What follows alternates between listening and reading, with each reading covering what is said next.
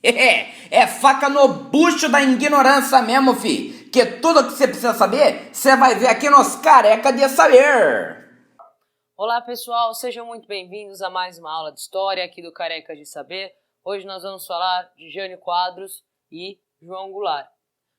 Jânio Quadros foi um presidente eleito após o Juscelino Kubitschek. A gente estava falando na última aula que cogitou-se a possibilidade de dar um golpe no Juscelino Kubitschek, já que ele fazia um fim de governo tão conturbado e existia esse plano dos militares tomarem o poder para garantir o alinhamento dos Estados Unidos com o Brasil, né? Do Brasil com os Estados Unidos, no caso. Muito bem.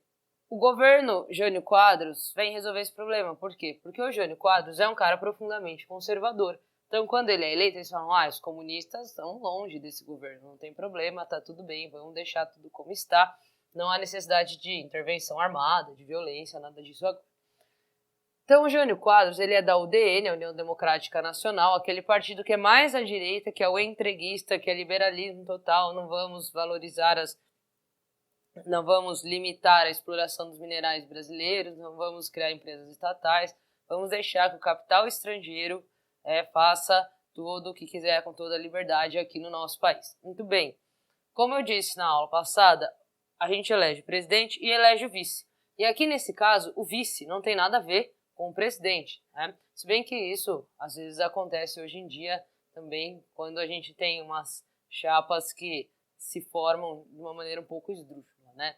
Mas aqui, no caso, é por conta da eleição, é eleito o Jânio Quadros, é eleito separadamente o João Goulart, do Partido Trabalhista, partido lá que tem origem na figura do Vargas. Então, Jânio Quadros é eleito com o símbolo da vassoura. Vassoura é símbolo da limpeza. Então, ele quer limpar o Brasil. É a ideia de combate à corrupção, do remédio para o Brasil, é Jânio Quadros. Ele tem várias metáforas nesse sentido. Então, o Jânio Quadros é eleito com essa proposta e ele faz um governo muito esdrúxulo, não consigo encontrar outra palavra.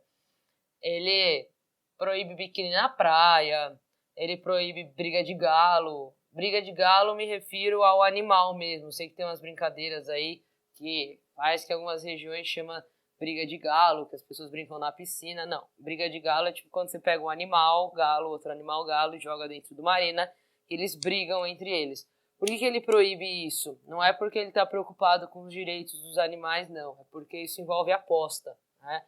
Movimenta muito dinheiro, como o jogo do bicho, como, enfim, corrida de cavalo, que ele também proíbe a corrida de cavalo por movimentar, né, dinheiro, por ser aposta, isso é um vício, enfim. Então, tem imagens aí de policiais medindo se as saias, medindo os biquíni, os maiôs, como se fosse como se o governo pudesse regular sobre a roupa que as pessoas usam, né? Mas ele tentou fazer isso, proibir o biquíni na praia. Por que eu tô falando isso? Para que vocês entendam que é uma marca do governo Jânio Quadros, o moralismo. É a única categoria que a gente pode dar para o governo dele, moralista. Por quê? Porque, fora isso, o governo dele é bastante contraditório. Por um lado, ele, até por ser da UDN, declara-se anticomunista. Aliado com os Estados Unidos, anticomunista. Só que o sonho do Jânio Quadros é ser o Getúlio Vargas. Getúlio Vargas é aquele cara que ele dá para um e dá para o seu rival, alimenta este e também este. Ele consegue fazer acordos com todo mundo. Então, o Jânio Quadros quer mostrar que ele é um político que pode ter o apoio de todo mundo. Igual o Vargas tinha tanto dos empresários quanto da classe trabalhadora. Então, ele quer tentar agradar todo mundo. Então, ele se declara anticomunista, agrada a UDN, aos grupos conservadores. Mas ele reata relações diplomáticas com a China e com a União Soviética, que o Dutra havia rompido. Ele condecora Che Guevara. Sabem o que é condecorar? Entrega uma medalha de honra, de bravura, de congratulação, de parabéns para o Che Guevara. Isso vai irritar um pouco os setores conservadores, que vão falar: meu, você diz que é anticomunista e fica fazendo essas palhaçadas? Qual é? Por um lado. Por outro lado, os caras que não apoiavam Jânio Quadros, que achavam ele um idiota moralista conservador, quando ele faz isso, falam, tá bom, você quer enganar quem? Eles não acreditam que, na verdade, com a qual o Jânio Quadros estaria fazendo isso. Eles falam, você está fazendo isso só para aparecer, você não acredita de fato nisso. Então, o Jânio Quadros, ao querer ganhar o apoio de todo mundo, ele perde o apoio de uns e não reconquista, e não conquista, no caso, o apoio dos outros. Ele está sendo, então, extremamente pressionado pelo seu partido, a UDN, e pelo Congresso Nacional, porque não está, enfim, cumprindo aquilo que o Congresso deveria. Desculpa, que o Congresso esperava que ele deveria, né? Então, ele envia João Goulart, seu vice, o Jango, né? A gente fala Jango, à China e renuncia. Simples assim. Nossa, mas ele renuncia com 7 meses no poder. Ele renuncia de fevereiro a agosto de 61. Nossa, mas por que ele renuncia? Por causa dessa pressão? Não, pessoal, vejam, qual é a estratégia dele? Ele sabe bem que os grupos que o pressionam, a UDN e o Congresso, acham que o João Goulart é um comunistinha. Acham que o João Goulart tem ideias comunistas. Acham que o João Goulart vai transformar o Brasil no comunismo, em Cuba, e é melhor a gente ficar longe desse João Goulart. Ele sabe, então, ele pensa, o Jânio Quadros, que se ele renunciar, no mínimo, as pessoas vão correr atrás dele e falar, não, Jânio, volta, pelo amor de Deus, volta, Jânio, a gente quer você. Ou que o povo vai sair às ruas e clamar pelo presidente eleito. Volte, Jânio Quadros, nós queremos você. E aí ele envia o seu vice à China, para ele não poder na mesma hora assumir. A China, se hoje já leva 2 dias quase de viagem, um dia aí, qualquer coisa, nessa época levava bem mais, e renuncia. E aí ele fica lá, agora eu vou esperar todo mundo vir me chamar. E ele continua esperando, Então, não há uma comoção popular a favor da retorno do Jânio. A UDN e o Congresso também não apoiam o retorno do Jânio. Só que eles têm um problema. Qual é o problema? A gente não pode deixar esse comunista governar. Tudo bem, a gente se livrou do Jânio, que era um problema. Mas esse João Goulart, comunista, como que a gente vai resolver? Então, eles resolvem o seguinte. Nesse intervalo de tempo entre o João Goulart voltar e assumir, quando ele está na China, esses dias até ele voltar, eles passam uma emenda constitucional que transforma o Brasil numa república parlamentarista. Então, o Jango, quando chega, assume, mas não governa. O que isso quer dizer? Ele tem o cargo, mas ele não tem poder de governar. O parlamentarismo, pessoal, ele separa o chefe de Estado do chefe de governo. O que isso quer dizer? O que é chefe de Estado? O que é chefe de governo? Para a gente, que vive numa república presidencialista, é a mesma coisa. Quem quer que seja presidente da república é chefe de Estado, ao mesmo tempo que é chefe de governo. Se a gente pensar, por exemplo, na Inglaterra, que é uma monarquia parlamentarista, o chefe de Estado é a rainha e o chefe de governo, o primeiro-ministro. Então, no parlamentarismo, quem governa não é o presidente, mas sim o primeiro-ministro. Numa monarquia parlamentarista, o rei é chefe de Estado, ministro chefe de governo. Numa república parlamentarista, como é a Alemanha, por exemplo, o chefe de Estado é o presidente, no caso aqui o João Goulart, e o chefe de governo, o primeiro-ministro. Então, Jango não governa. Quem governa é o primeiro-ministro. Desse modo, pessoal, a gente tem aqui um novo quadro. Um quadro que João Goulart, presidente do Brasil, mas não governa o Brasil. E aí eu pergunto a vocês, o que o Jango queria que era tão grave assim? Quais eram as ideias comunistas do Jango? O Jango, pessoal, de comunista não tem nada. Ele é, sem dúvida, um cara de esquerda. mas isso não quer dizer comunista. Veja, João Goulart propõe as reformas de base. O que são as reformas de base? Reforma agrária, reforma tributária, reforma educacional e reforma urbana. Reforma agrária, vocês bem sabem o que é, né? Lá existe esse projeto de reforma agrária no Brasil há décadas, ela é prevista na Constituição de 88 e foi feita apenas pontualmente em algumas áreas isoladas, nunca foi feita de maneira estrutural. Reforma tributária, ela propõe que quem ganha mais pague mais imposto do que quem ganha menos. Por quê? Porque R$200 faz muito mais diferença na conta de quem ganha 1.000 do que se é o cara que ganha 10.000 pagar, né, 2.500. Né? Tem muito mais de relevância nos salários de quem ganha menos o valor. Muito bem. Então, reforma educacional. A reforma educacional, ela seria baseada no método Paulo Freire. O Paulo Freire, pessoal, é um cara, e o Paulo Freire, ele cria um método de alfabetização para adultos. A alfabetização é um problema, o analfabetismo, no caso, é um problema nesse Brasil desse momento. Então, ele é maravilhoso para o João Goulart. O governo militar, claro, que vai mandar esse cara para longe do Brasil. Né? E ele vai fazer muito sucesso em muitos países que vão aplicar as ideias dele, e a gente aqui vai deixar ele lá para aqueles caras que estudam sobre educação na teoria lerem. E a reforma urbana, né, que pressupõe um melhor planejamento das cidades para que as pessoas estejam mais perto dos seus empregos, para que haja menos desigualdade no espaço das cidades, enfim.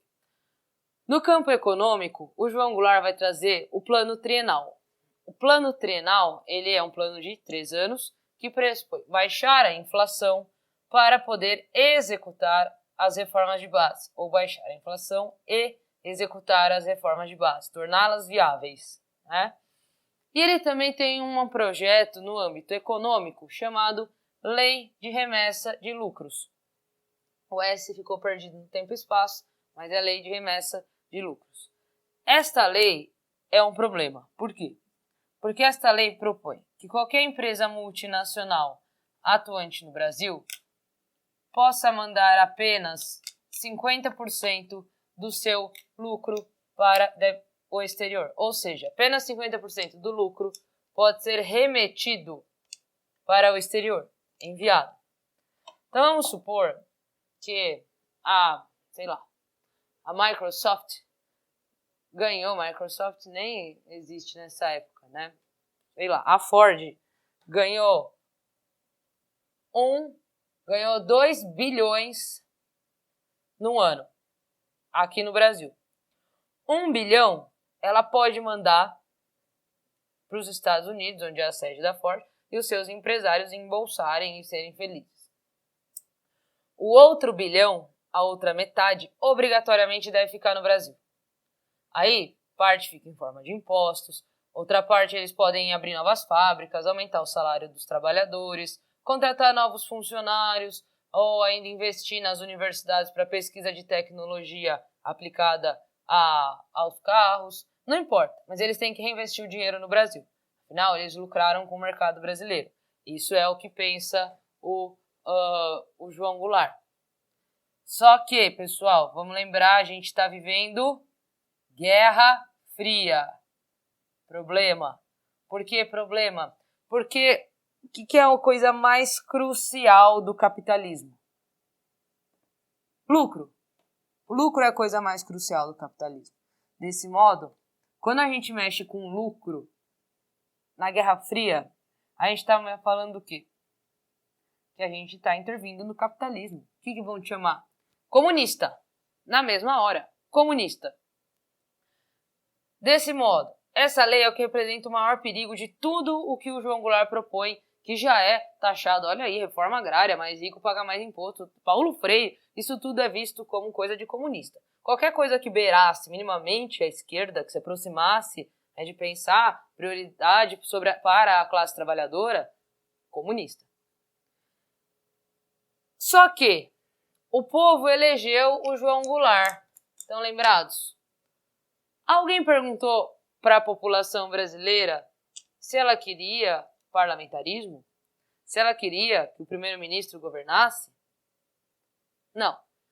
E aí a população brasileira vai falar, olha, é o seguinte, a gente quer que o João Goulart governe. E aí o Congresso vai enrolar, vai ver o que pode fazer, não dá para fazer nada, e eles vão passar um plebiscito. Plebiscito é uma consulta popular que a população vota para uma questão sim ou não. E a questão era parlamentarismo? Sim ou não? O não vence e o João Goulart assume. Problema! João Goulart assumiu o poder. E agora? O que a gente vai fazer? E aí, pessoal, já começa a haver muitos movimentos, muita efervescência aqui rolando. Então, contra o João Goulart começam a se movimentar. Os Estados Unidos começam a se movimentar. A ESG, as próprias multinacionais começam a apoiar, a financiar movimentos contra o João Goulart. A gente tem um grupo chamado, dois grupos, né? É o IPES e o IBAD. Instituto de Pesquisas Sociais e Instituto Brasileiro, eu acho que é de apoio à democracia, eu não tenho certeza, tá? O de amparo democrático, alguma coisa nesse sentido. Esses dois institutos, eles são, teoricamente, institutos de pesquisas de opinião. O que eles são na prática? Eles são institutos que são de fachada, que as empresas põem dinheiro nesses institutos, e esses institutos repassam para os jornalistas falarem mal do João Goulart. O IPES e o IBAD, eles são estruturados no governo Vargas, para que os jornalistas ganhassem para falar mal do Vargas. Vejam que a mesma estrutura que eles tentaram aplicar para dar um golpe no Vargas, que não veio a se concretizar, eles vão usar aqui. Então, as multinacionais que não desejam o João Goulart põem dinheiro nesses dois institutos, esses institutos repassam para os jornalistas e os jornalistas acabam com o João Goulart. Tá? Eu desafio vocês a acharem um jornal de grande tiragem no Brasil nessa época que defendesse o João Goulart. Eu os desafio. Pode comentar aí se achar. Então, não ao parlamentarismo vence. A imprensa está descendo a lenha nele. A CIA, sabem o que é? Central de Inteligência dos Estados Unidos, né? Aquela dos espiões e tal, manda espiões para o Brasil. O número de turistas dos Estados Unidos aumenta 10 vezes quando ele assume até o golpe militar. E descobriu-se que 9 em cada 10 eram agentes da CIA que vinham espionar para o governo. Tem um documentário chamado O Dia que Durou 21 Anos, que ele faz toda uma reconstrução da atuação dos Estados Unidos, do presidente Kennedy, né, nessa avaliação do governo João Goulart. O Kennedy ainda é assassinado nesse processo aqui para concretizar o golpe militar no Brasil. A gente tem ainda, pessoal, a Igreja Católica contrária ao João Goulart. Por quê? Porque colam nele o rótulo de comunista, certo? A igreja vai sempre ser contra o comunismo. Por quê? Porque o Marx dizia que a religião é o ópio do povo. Desse modo, a igreja entende que o comunismo se afasta da fé. Então, ela se coloca contra esse governante que é comunista, ainda que ele não seja na prática, né? E aí a classe média, claro, né? A classe média sempre vai se colocar contra um cara que está atentando aí ao lucro, à propriedade privada. Muito bem. Então, o que a gente tem aqui? Um movimento de classe média e da igreja chamado Marcha da Família com Deus pela Liberdade. Por que liberdade? Porque o comunismo é lido como uma ausência de liberdade. Comunismo é a opressão, comunismo é a ditadura, liberdade é o capitalismo. Então, é uma marcha da família, porque o comunismo destrói a família. O comunismo, a gente tem que proteger nossos filhos do comunismo. Comunistas comem criancinhas, comunistas são malvados, né? Eu tô falando aqui coisas que podem parecer ridículas, mas essas ideias circulam nesse universo da Guerra Fria. Vocês podem encontrar facilmente, né, cartazes do comunismo como um monstro. Isso não é difícil, tá? Então, a Marcha da Família com Deus pela Liberdade é um grande movimento que tem cartazes: o Brasil não será uma nova Cuba, fora Jango, o Brasil, enfim, não querer fora comunistas, a nossa bandeira nunca será vermelha, né? Vocês já devem ter ouvido falar de gente que ressuscitou esses movimentos dos anos 60. Mas muito bem. A Marcha da Família com Deus pela Liberdade é um movimento contra o Jango. A favor do Jango, nós temos a classe trabalhadora, nós temos os sindicatos, nós temos os movimentos estudantis, os movimentos de intelectuais. Claro que nessa relação de forças eu não preciso dizer quem vai ganhar, né? Mas muito bem, continuando. No dia 13 de março de 64, existe um grande comício na Central do Brasil. Central do Brasil não é o filme lá com a Fernanda Montenegro, eu estou me referindo à estação, no centro do Rio de Janeiro, em que ele faz um grande comício para, dizem alguns livros, para cerca de 300 mil pessoas, em que ele anuncia as reformas de base e as pessoas ovacionam o Jango, e ele, neste dia, assina a Lei da Remessa de Lucros, ou ele assina a sua sentença de morte, né? Por quê? Porque menos de 3 semanas depois, um pouco mais de 2 semanas depois, no dia 31 de março de 1964, na calada da noite, nós temos o golpe militar. Tá? É claro, pessoal, coisa que talvez eu tenha perdido aqui, não é todo o exército que quer dar o golpe. Tá? Quando o golpe começa a ser armado aqui na renúncia do Jânio, a gente tem uma divisão do exército entre os legalistas, que são os que defendem a lei, e os chamados golpistas, né? Então, a maior parte do exército defende o golpe, mas existe uma ala que ela é comandada pelo Leonel Brizola, que é inclusive cunhado do João Goulart, que diz que a função do exército é defender a lei.